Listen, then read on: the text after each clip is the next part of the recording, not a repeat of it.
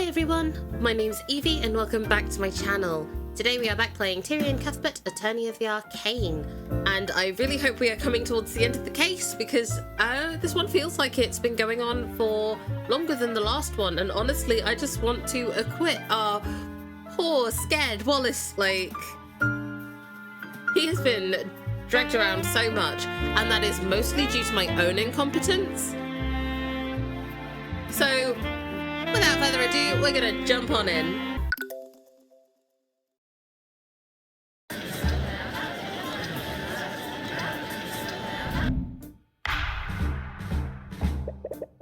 Court is now resumed for the trial of Wallace Nightgrave. Let us review the proceedings from yesterday.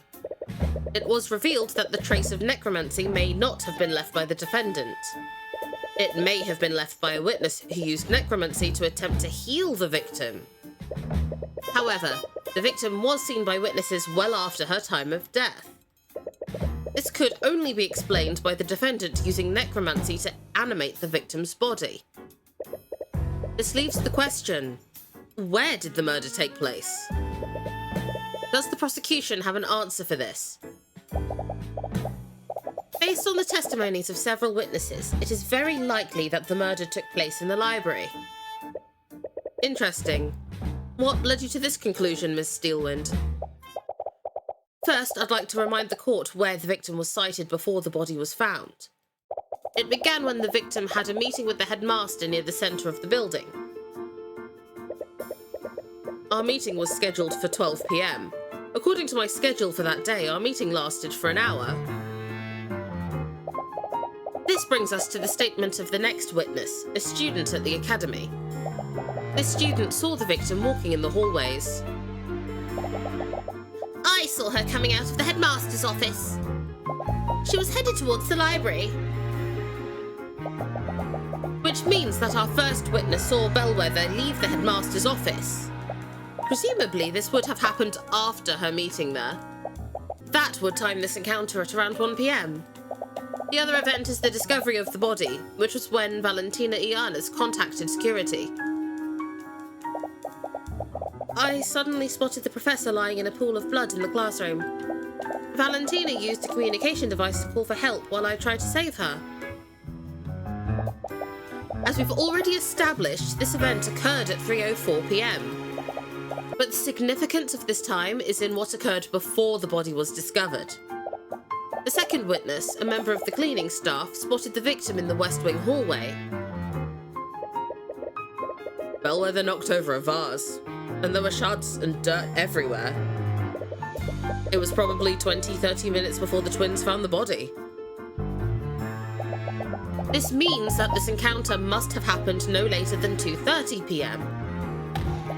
And this implies that the victim was near the library between 1 PM and 2:30 PM.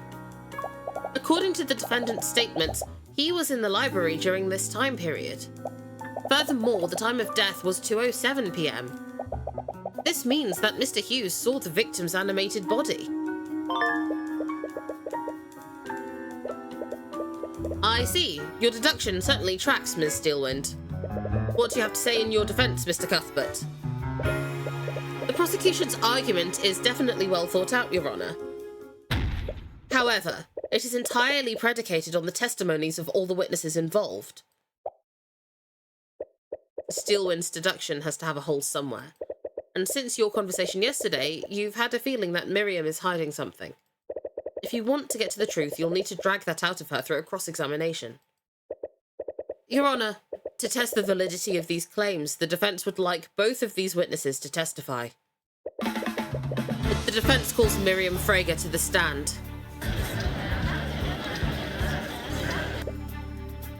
Frager? At the mention of her name, the judge's face turns a bit pale. I had a feeling it would come to this.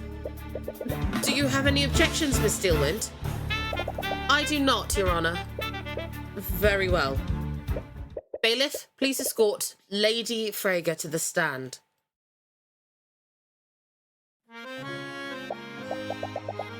Witness, please state your name and occupation for the... You little snakes! How dare you deceive me? Oh, it looks like she found out. had the opportunity to debrief the witness beforehand. Ms. McCoy, for the record, I told you to exercise discretion. I did not mean that you should impersonate a member of my family.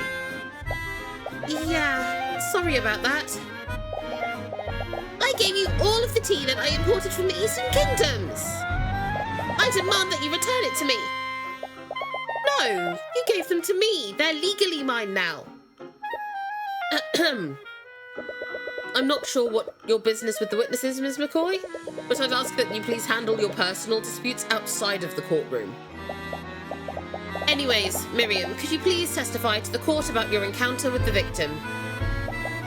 Very well.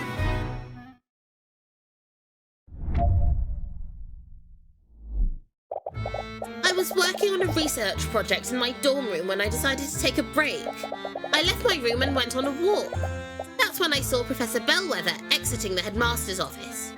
She was walking in my direction, so I greeted her and she responded in kind. After that, she headed towards the library. A short time after that, I went back to my room and continued my work. I see, so it was only a brief encounter. However brief it was, the witness's testimony verifies two things. One is that Ms. Frager saw the professor exiting the headmaster's office. The other is that she witnessed the victim head towards the library. This gives us a rough timeline of where the victim was before her death. That does seem consistent. Did Bellwether really enter the library that day? You feel like you would have seen her there if she did. Mr. Cuthbert, you may begin your cross-examination. And this is where I take forever to figure it out. I greeted her, she responded in kind. Did anything seem off about her? No, but it was a very short encounter. It's not as if we stopped to have a conversation. You said that you greeted her and she responded. What words did she use? Why is that important? Ms. Frager, it's possible that someone used illusion magic that day. Every detail about the victim's interactions could be important. Well, I bid her good morning, and she said good morning in response.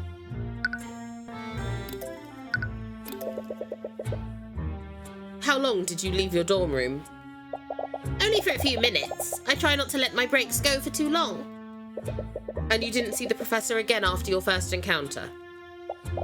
No, I did not. Her testimony seems pretty straightforward, but she could still be lying. I'm honestly not sure. We'll just have to focus on her statements about how Bellwether acted. What were you working on? Let's ask. Was this research project part of your schoolwork? It was an independent study to develop a new conjuration spell formula. The project is being sponsored by the Crown Prince himself.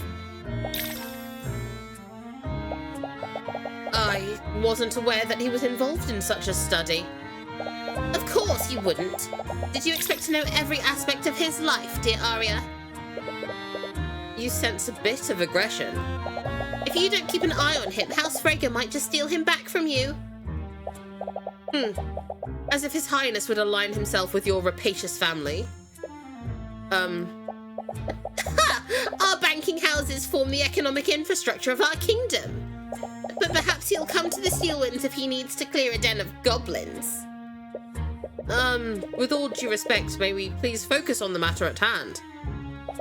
Of course, Your Honor. Did you see her enter the library?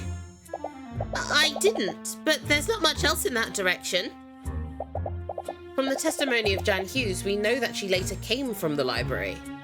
Even if she didn't enter the library, she was still in that area for more than an hour.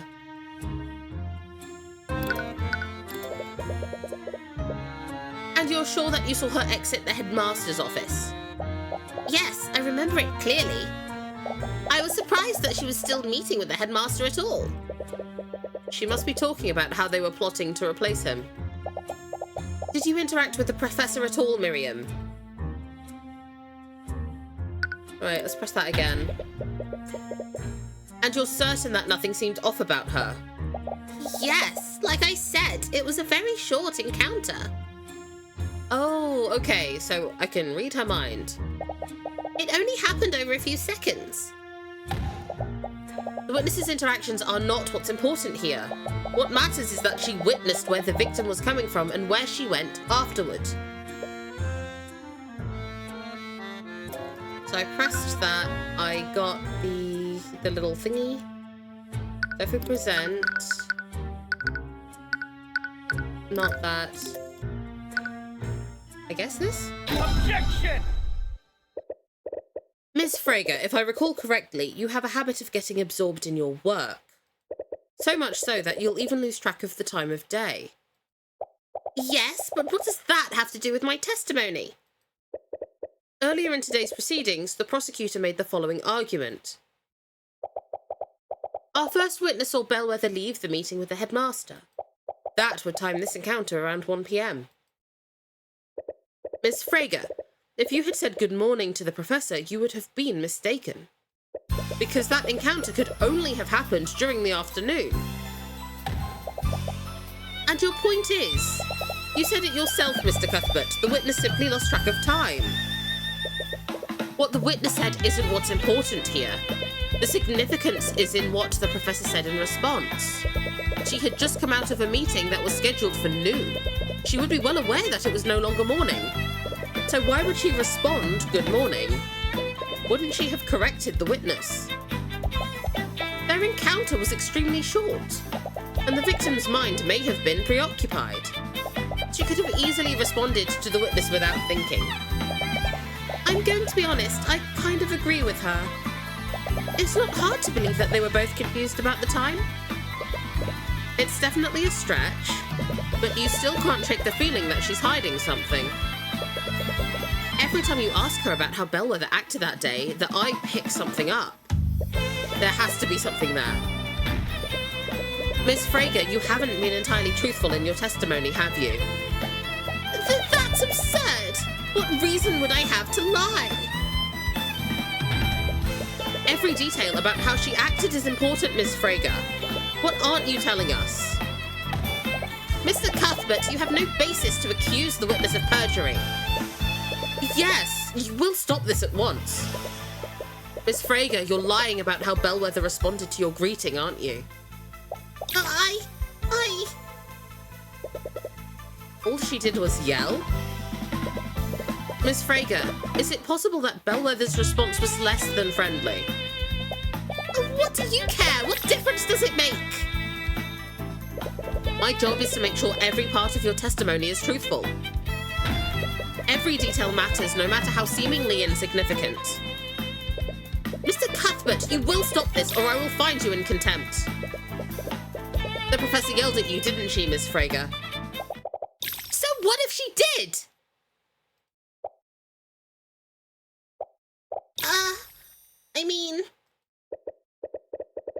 I'm sorry, but there's no going back on what you just said. So, you do admit that she yelled at you? You impertinent little... Yes, I admit it. The professor didn't greet me back that day. Oh, good morning, Professor. Be quiet. She yelled at me to be quiet. But until then, we had always been nothing but courteous with each other. I don't know what got into her that day, but something put her in a foul mood. But that's it. Everything else I said was the truth.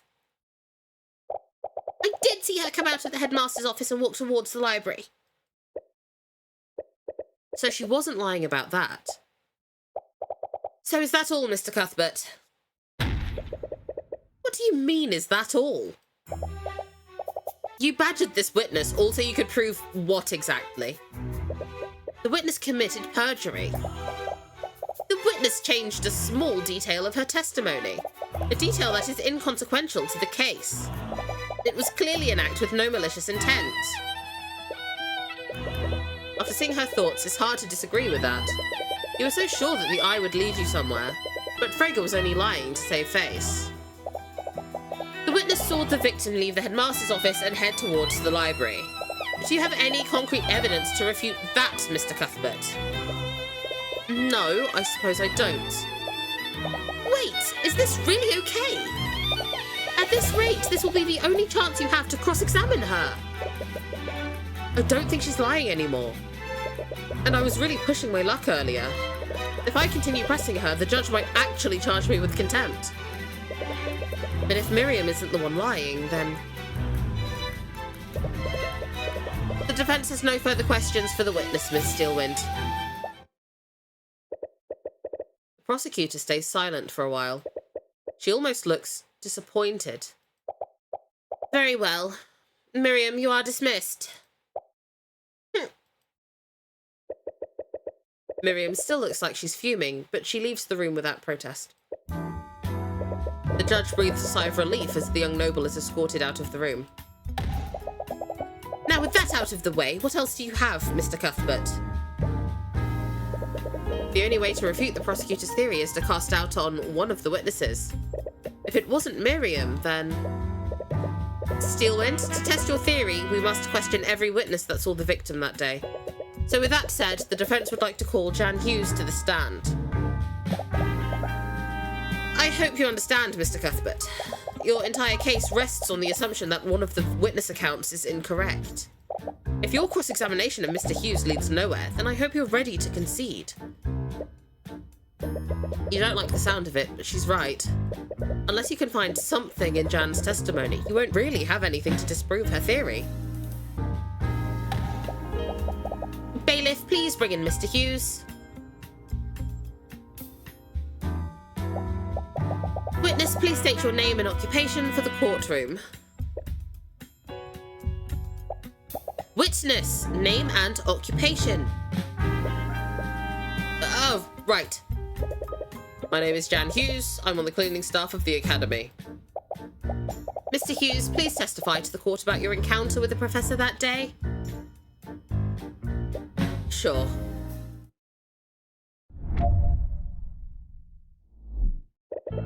I saw the professor when I was cleaning the West Wing hallways. It was about 20 to 30 minutes before the body was discovered.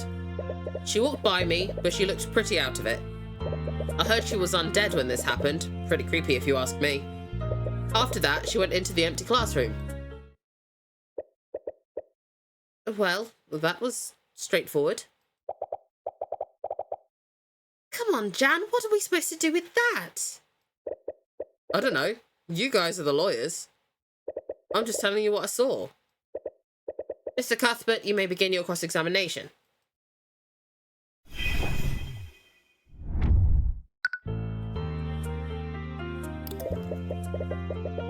I believe you've forgotten a few details about what the professor did. Yeah? Sorry, it's hard to remember these things sometimes. Which details should you ask him for? We know she touched the thing, she sent it. She shouted at him. So, yeah, she shouted at him. Did you hear her make any sounds? Oh, yeah. After she knocked over the vase, she yelled at me to be quiet. But I didn't even say anything. This detail could be extremely important, considering she shouted, again, the same words, again. Please add it to your testimony, Mr. Hughes. Whatever you say, ma'am. So I heard she was undead, which is pretty creepy because she yelled at me. Because they can't yell, can they? Oh yeah, animate corpse. Limited intelligence, can't speak. Objection! Mr. Hughes, you said that bellwether yelled at you. What were her exact words? I think she yelled at me to be quiet. What? I thought it was weird. I didn't even say anything. But I know better than to talk back to her. That's the thing, Hughes. The prosecution's theory is as such. The professor was murdered in the library and was reanimated using animate corpse. With the quick illusion spell, no one would notice that she was undead.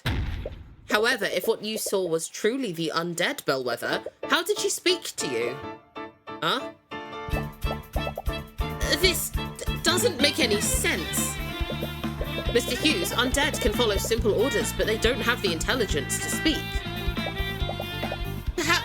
the witness was mistaken. No, I'm sure I heard her yell at me.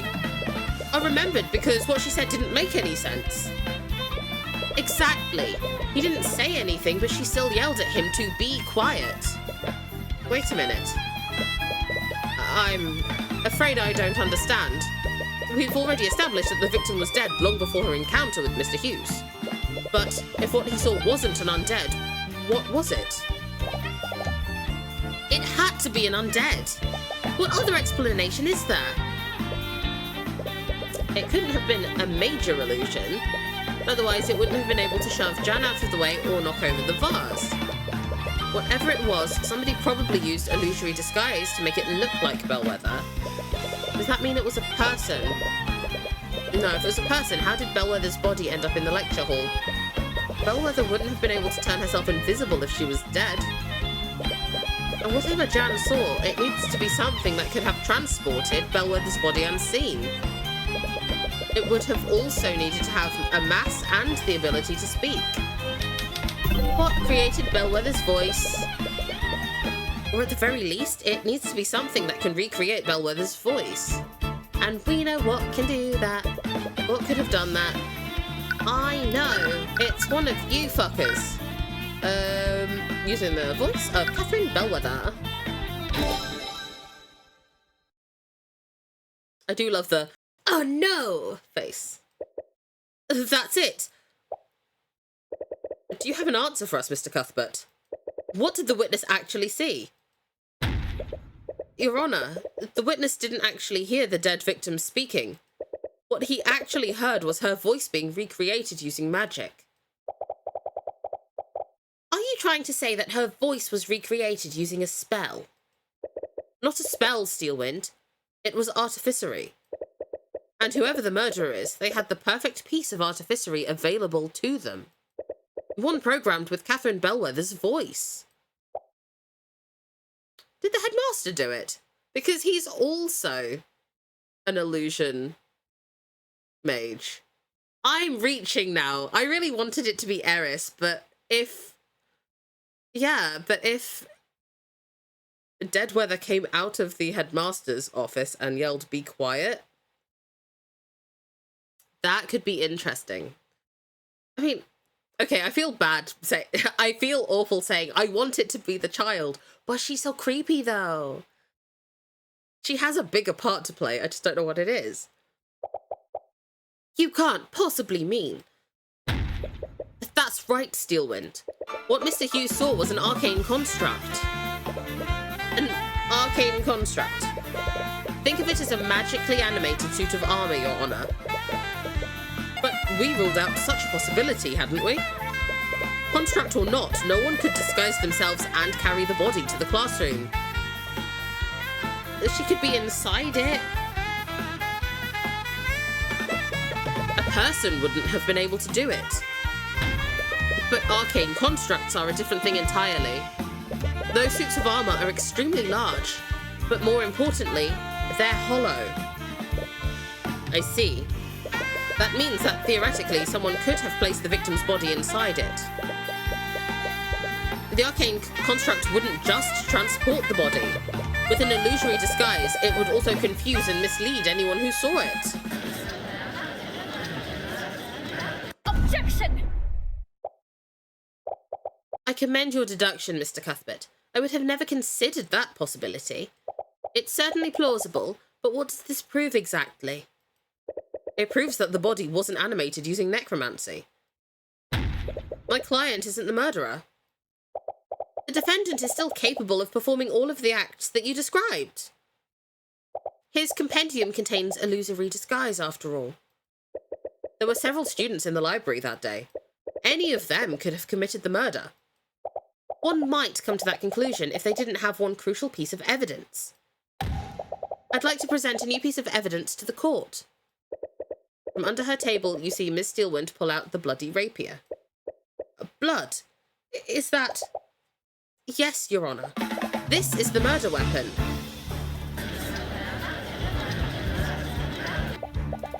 Oh, she was saving that for the perfect moment, wasn't she? This This rapier was reported stolen by Miriam Frager weeks before the murder, and during the investigation it was finally found in the defendant's locker. Wait! He was clearly trying to use one of her possessions in a paltry attempt to frame her. Why, he even stole her locker's nameplate and placed it over his. Damn it, that's not what happened. But honestly, it sounds more plausible than what really took place. We're basically back to square one, aren't we? Anyone could have told that construct to do all of those things. Wait, anyone? Is that really true? The construct transported the professor's body, and someone used an illusion to make it look like her. They even used a pre-recorded voice to make the illusion more convincing. Who ordered the construct to hide the body? Could anyone have done that? No, because only the headmaster can adjust the voice lines. Several memories flood back to you. Mr. Hughes, you said that Bellwether yelled at you. What were her exact words? I think she yelled at me to be quiet. Because, yeah, she said it when she came out of the office, and she said it then. It can... She yelled at me to be quiet. But until then, we had always been nothing but courteous with each other. I don't know what got into her that day, but something put her in a foul mood. Be quiet. Sorry. Be quiet. Eris begins giggling. She seems amused by what's happening.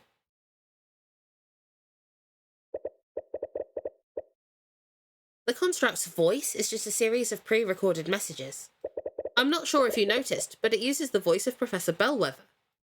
Unfortunately, you can't make them say anything other than what's recorded.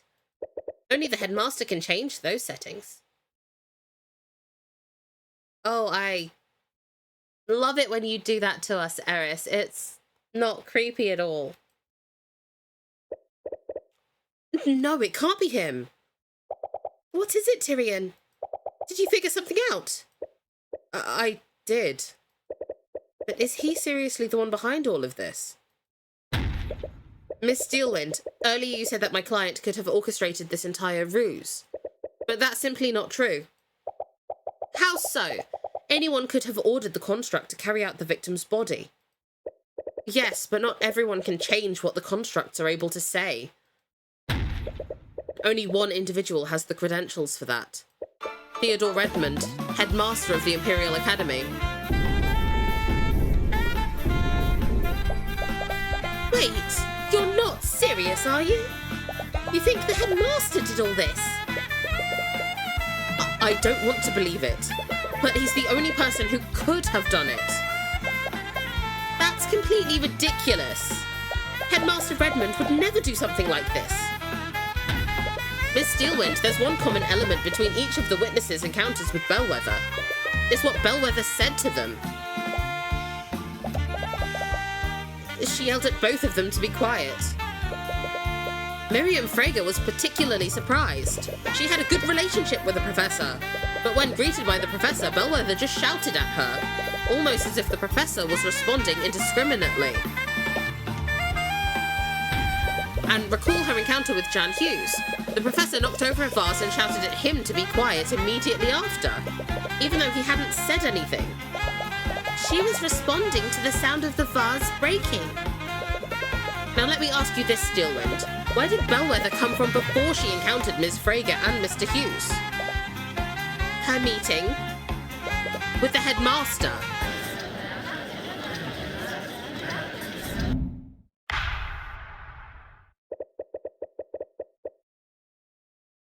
It appears that the defence truly means to indict Theodore Redmond. If so, we have no choice but to take a brief recess until he can be brought here. There's no need.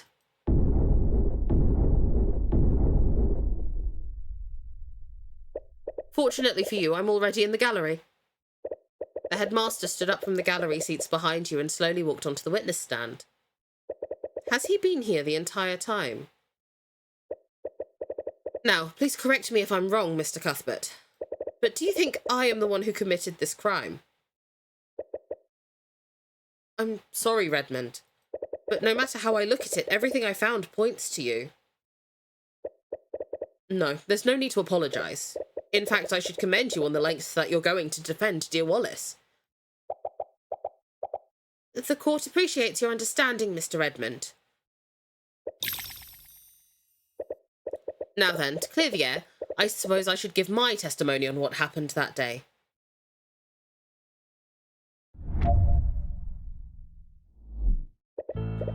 That day, I had a meeting scheduled with the professor at noon. She showed up at the expected time, and we discussed various administrative matters.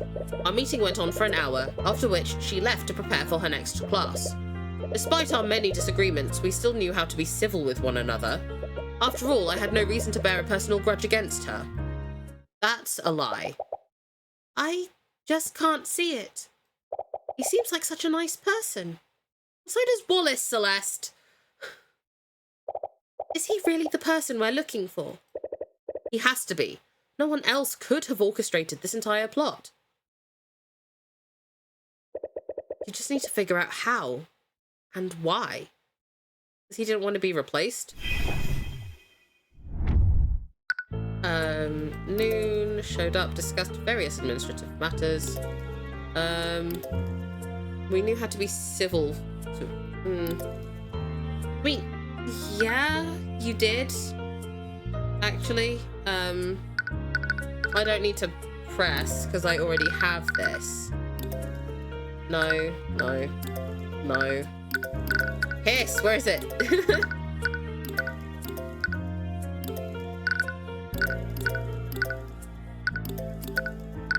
There we go.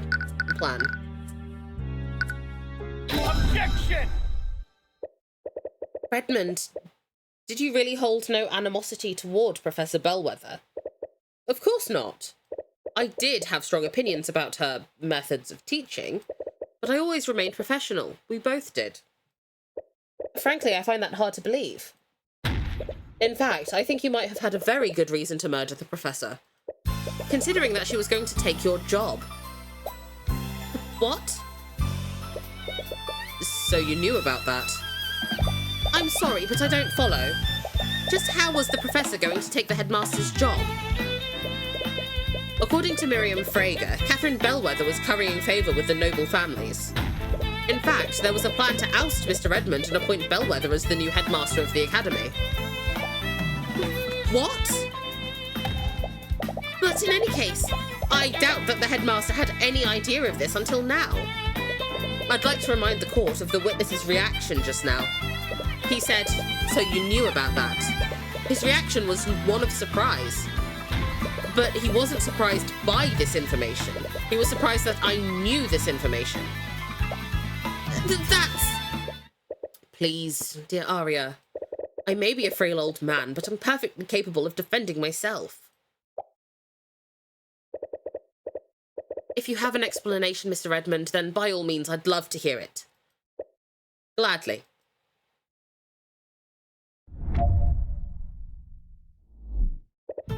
It is true that I knew about the Fragers' plot beforehand, but I had only just learned about it. On the day of the murder, the professor told me about her plan. She was going to replace me as headmaster and replace the staff with her arcane constructs. Now, you might say that this would have given me the perfect motive to murder the professor. However, the supposed murder weapon was stolen from Miss Frager. This happened weeks before the murder and my discovery of the professor's treachery. I had no knowledge of their plan before she told me, and therefore I wouldn't have known to steal Miss Frager's weapon in an attempt to frame her. Are you satisfied now, Mr. Cuthbert? There is no way that the headmaster could have come up with this plan. If he really did do this, that means he stole the rapier too, right? Most likely. His alibi makes sense. He couldn't have planned this whole thing unless he knew about Bellwether's plans. That would mean he knew about this weeks ago. But how did he even find out? The best way to tell a convincing lie is to leave a lot of truths and change only one detail. Maybe Bellwether did tell him, but she actually told him weeks ago. The question is, how do you prove that? Mr. Cuthbert, you may begin your cross-examination.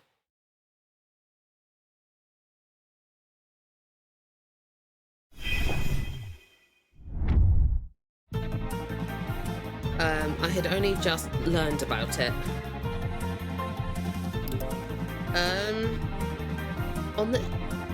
On the day of the murder, I don't believe that bit.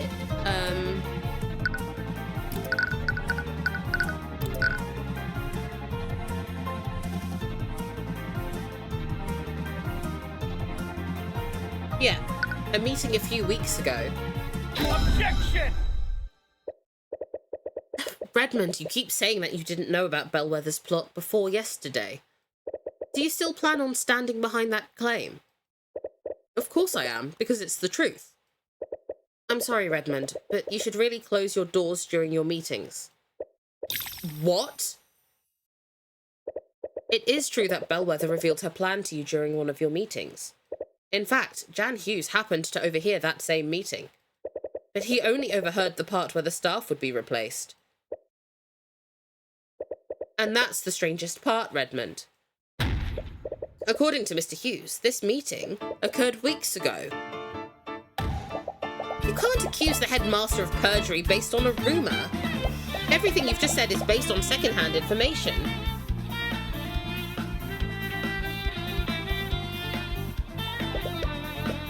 Mr. Hughes distinctly overheard that the staff would be replaced with arcane constructs. That is too specific and too accurate to assume that he misheard a different conversation. The professor probably only revealed her plan for the arcane constructs. That still doesn't prove that he knew about her treachery beforehand. Professor Bellwether had no authority over the cleaning staff's employment. It wouldn't make sense for her to just reveal her plan for the arcane constructs. That would only make sense if he knew that Bellwether would be taking his job. So tell me one thing, Redmond. Why did you find the need to lie about this? Is it because you saw a need to protect yourself from my accusations? Redmond, I asked you a question. Did you murder Catherine Bellwether? What a fine mess this is. Headmaster? So you truly plan on pushing this, are you? Syntax? Are you okay? Well, your thesis sounded promising, Mr. Cuthbert, but I believe your arguments could use a little work. Oh, here we go. Pulling out the big boy eyes. You think I killed Catherine Bellwether? Me? I am an elderly man in his late 80s. I can barely walk, much less wield a rapier.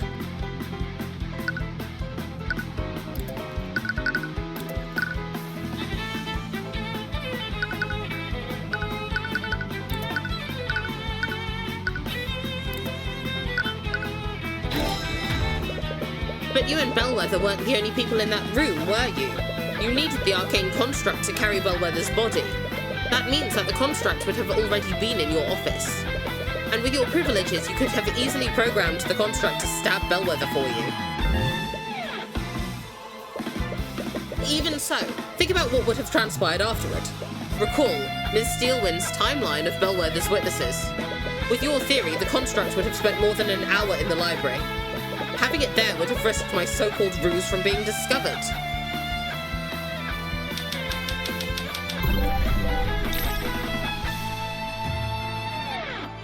I wouldn't have the construct link it around the library.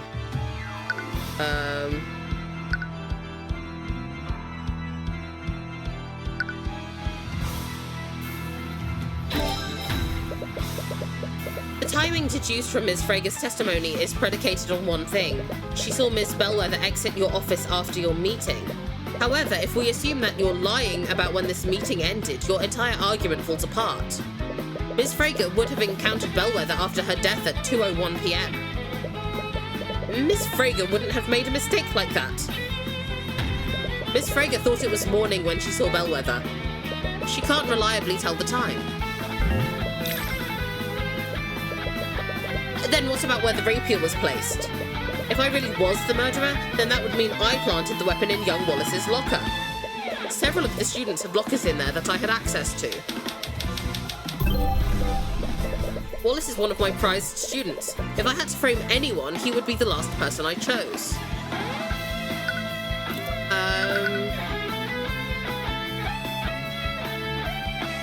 Well, the nameplates were swapped, so the limits of the arcane logic? Because, yeah, there was a construct in the locker room. If you said put it in this locker, it would have just gone to the locker with the nameplate, right? No, that's not right. He wouldn't have intentionally framed Wallace. Something must have confused him about whose locker he placed the rapier in. No, I know this. Okay, someone switched the ID numbers. So,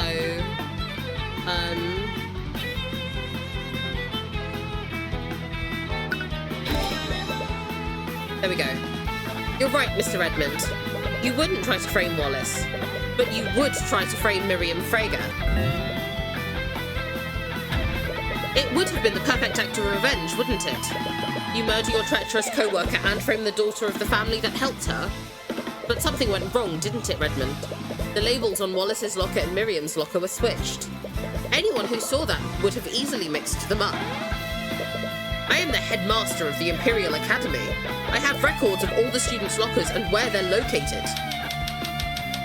There's no reason I would make a mistake like that. If I had truly planned this, I would have known where Wallace's locker was. A simple change in labels wouldn't have led me to make a careless mistake like that. No, but the construct... there was a construct in there.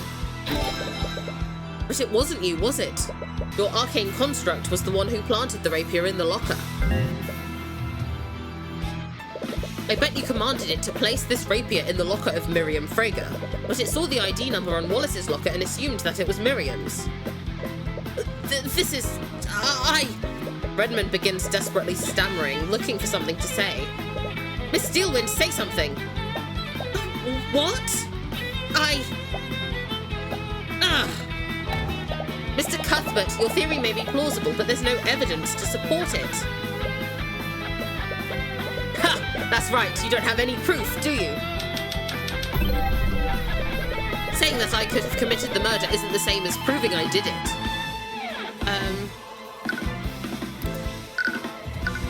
Can we check? Okay, so, command log. If it was inactive, would he have remembered to clear the command log? Your arcane construct is still in the locker room where it planted the rapier. All we have to do is take a look inside it, and we'll see the blood inside. Is that so, Mr. Cuthbert? What? Why does he still look so confident? No. Mr. Cuthbert, I already checked the inside of that construct during my investigation. The interior was completely clean. What? The construct's primary function is to assist in clean, dear Tyrion. They have a function that allows them to clean themselves, inside and out. Well, that's not suspicious at all. Well, we can still look at its command history, right? Think about it, Mr. Cuthbert. Do you honestly think that the murderer would leave behind evidence like that? I'm sure that whoever orchestrated this plot, they ordered the construct to wipe its logs when it was finished. No. That's right, Mr. Cuthbert. Your case against me is theoretical at best. But I suppose I can still give you marks for trying. Damn it. He thought of everything. Was he seriously able to get rid of all the evidence? Body. Locker. Clean inside.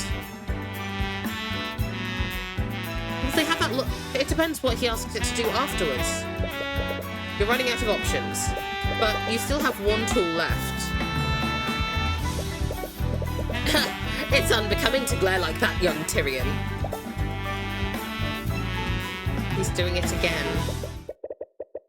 Bring yourself back to that moment with Garrick Pierce. Think about what's at stake for Wallace, just like you did with Celeste. His life and his future are in your hands. Naught can remain concealed.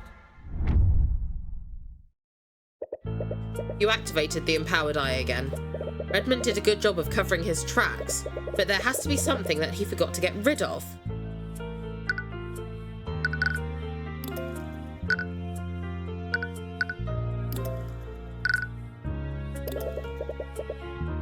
Why was the construct in the locker room, though? It's logic thingy! It shouldn't have been there if it had followed my orders. No matter, it wiped its logs. They have nothing on me. So he did order it to wipe its logs. In order to cover all of its tracks, it probably would have done this last. Where is it? Oh, there we go. ABC. There we go. The construct's orders were clear. Plant the body in the lecture hall, so body. Plant the evidence in Frege locker, B. It was supposed to head to the storage room afterward. What happened? Interesting. The construct wasn't supposed to be in the locker room. Wait, he ordered the construct to go to the storage room. It would have done that after it was finished planting evidence in the locker room. But we found it in the locker room. What stopped the construct from leaving the locker room?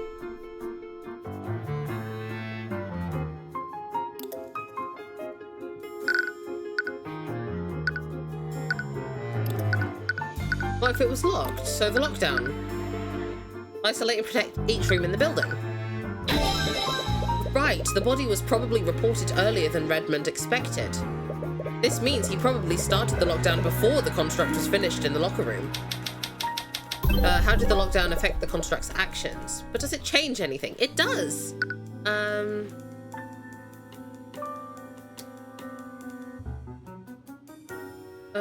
Oh, hang on.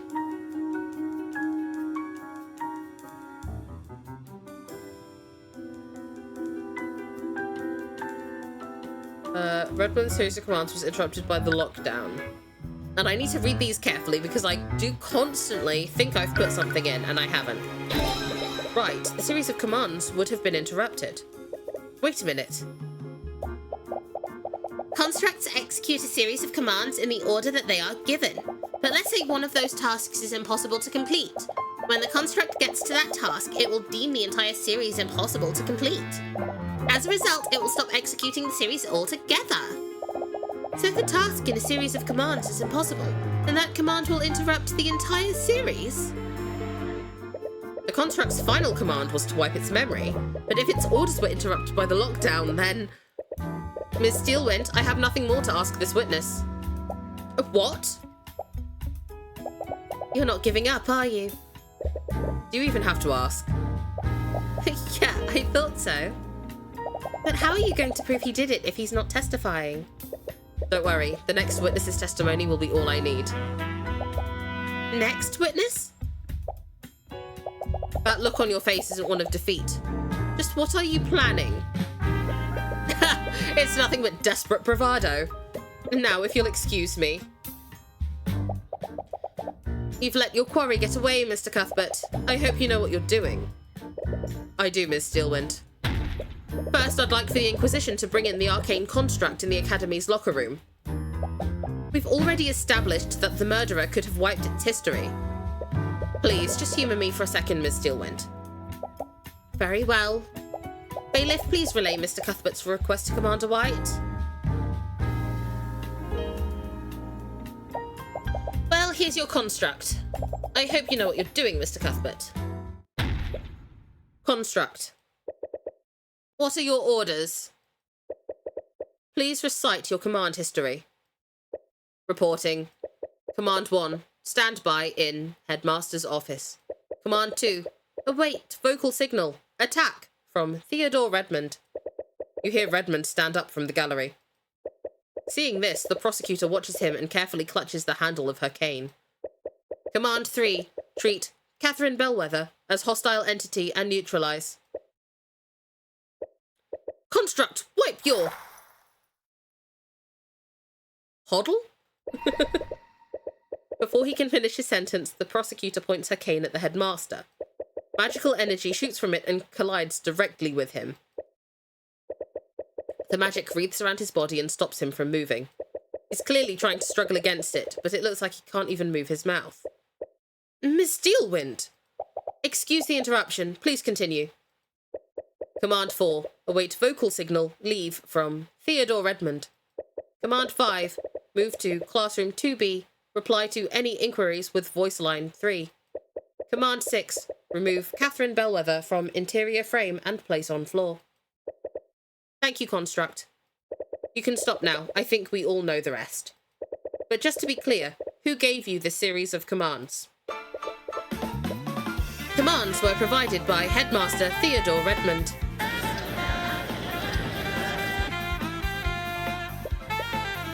How? How? I ordered the construct to wipe its command history.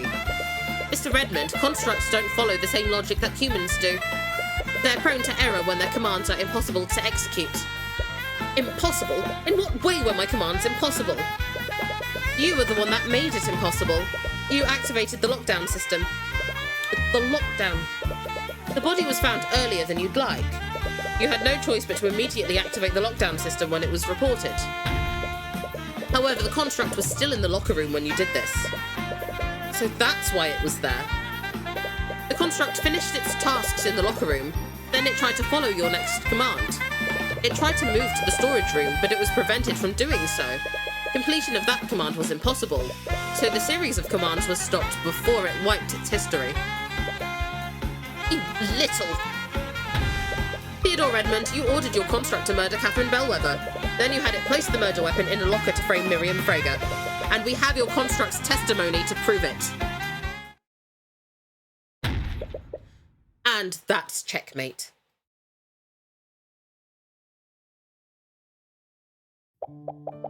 I can't believe it. How could you do something like this, Headmaster? She was going to take everything from me. My position, my academy, my students. Everything would be gone. It was going to be stolen by her and the Fragers. Why didn't you say anything to me? I could have... Don't you dare stand there and act ignorant, Lady Steelwind. Do you think the Fragers acted alone? Your father was part of this plot too. What? I have nothing to say to you. I thought you were different. I listened to your lies about social reform. In the end, you were just like the rest of the aristocracy. By the scaled lord, what have I done? I was even willing to sacrifice poor Wallace. I can't believe Why did I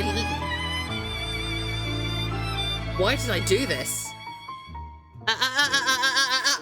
I fucking knew it! Someone is playing Wibbly Wobbly Timey Wimey again, and Sorry, what he really said was, why did I do this? It appears we have a full confession. The court sees no reason to prolong this any further. Bailiff, please escort the witness to a holding cell.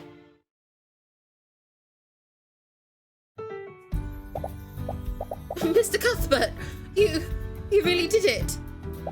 It feels amazing, right? Like a big weight being lifted from your shoulders. It does, but I can't believe the headmaster was the one who did this. Right. Despite everything that Redmond did, he was the one that allowed Wallace to pursue his dreams. I'm sorry. I'm sure this is bittersweet for you. What am I going to do now? Headmaster Redmond was the only reason I could even attend the academy. With him gone. Come on, don't think like that. You got to quit it. I'm sure it'll all work out. You want to agree, but necromancy is basically taboo. Without Redmond's support, there aren't many places he could learn it legitimately. And then there's the Imperial Academy. Hey, don't you get all sad on me too? Sorry, I was just thinking. With Redmond gone, the Fragers will probably just appoint another sycophant as headmaster. Valentina, Valerie and Jan, they're all going to lose their jobs. Come on, you found the truth and you put a murderer behind bars. You saved Wallace. She's right. As you start to exit the courtroom, you're greeted by Ms. Tamora. Was she in the gallery this entire time? At the end of the day, you saved Wallace from a wrongful conviction. You should be proud of yourself for that. I suppose you're right. Maybe I am just overthinking things, but the doubt still lingers in your mind. Now come on, I'm taking Wallace to that restaurant we went to last time. Do you remember how much that place cost? Don't worry, I have plenty of gold. Am I the only one on this team that's not making any gold? Well, why don't you meet us there, Celeste? I need to talk with Tyrion for a moment. All right, let's go, Wallace. Okay. You activated the empowered eye again, didn't you? She doesn't appear to be praising you. I did. I didn't really have a choice. The Eye of Horus is a powerful tool, Tyrion. But that's twice now that you've used the empowered eye to get out of a tough spot. You can't keep relying on it if you want to grow as an attorney. One day you'll find a witness that the empowered eye won't work on. It's worked for me this far, though. But I suppose you're right. I'll try to rely on it less next time. And that marks the end of another case in my career as a defense attorney. Another life saved, and another murderer brought to justice. But I still couldn't shake this feeling of uneasiness. Was it guilt for what would happen to the faculty's staff? Or was it something else? And we're done, finally! This one was tough. I was so convinced that it was Eris the whole way through, and then it was like, wait a minute. Constructs? Of course, that makes sense. It can only be the headmaster. But then there was the squiffy time thingy where everyone sort of ignored the fact that memories and things were being changed. This isn't over. Man, Steelwind's been talking with the perp for hours. What's there even to ask at this point? Turns out she doesn't trust his testimony. Something about his memories not matching up with the crime scene. You don't think he has mage blight, does he? No, it's not that. She found that damn symbol etched into his desk. Or what did she call it? The purple mark? Oh, for the love of... not this again. Look, if the little lady wants to chase the boogeyman, just let her. At least this time she's doing it personally instead of dragging us into it. Cast sleep. Hey! What's up with...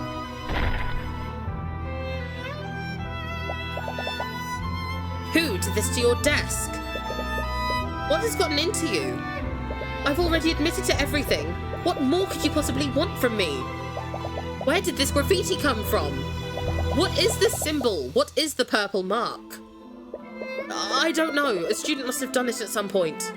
Think very hard, Headmaster. When did you receive this purple symbol? Focus on the moment you received this. Wait. Wait a minute. I remember it now. But how? Lady Steelwind? Lady Steelwind? Arya, what happened? Are you okay? That was close. My elation over meeting him almost made me forget.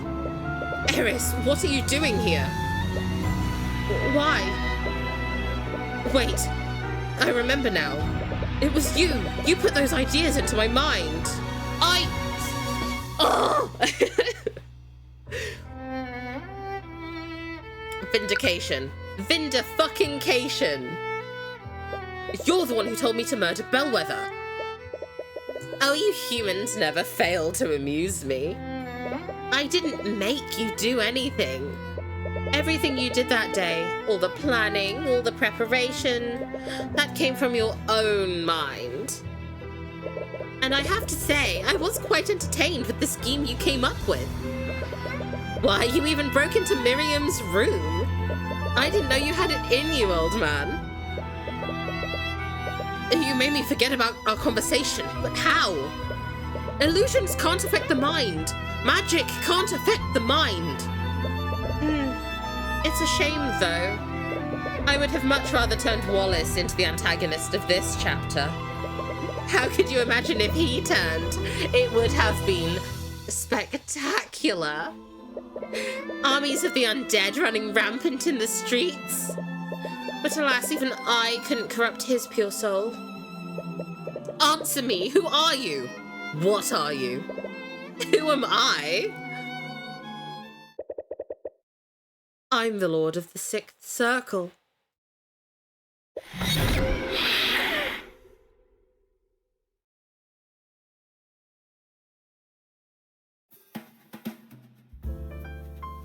And there we have it, guys. Oh my god. Okay.